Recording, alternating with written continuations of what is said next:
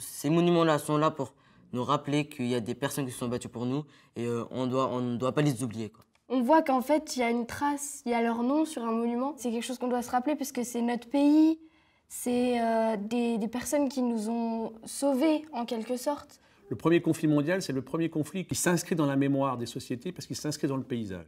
Il se transmet de génération par les monuments et par le paysage. Ces lieux sont des lieux de commémoration, mais au sens étymologique du terme, c'est-à-dire des lieux où on se souvient ensemble. Comment on peut faire un lien entre ce qui s'est passé auparavant pour comprendre aujourd'hui. Avec la professeure de français, on a mis en œuvre sur des affiches, on a fait des recherches sur des monuments morts, quand est-ce qu'ils ont été réalisés, le coût, où est-ce que ça se trouve.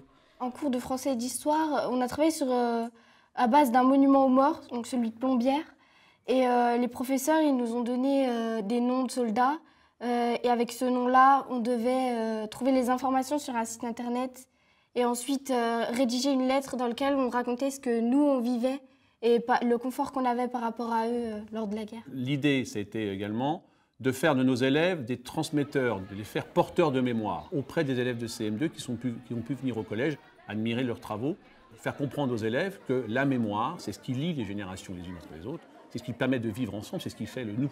Le projet radio qu'on est en train de réaliser, il porte sur la généralisation, donc on dit nous sommes, ce qu'on a appris de eux en généralisant leur cas.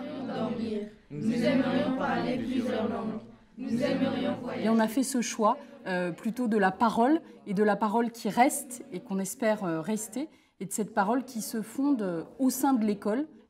L'école qui fait cet objet radiophonique aujourd'hui et qui restera, comme les monuments aux morts, restent dans nos communes.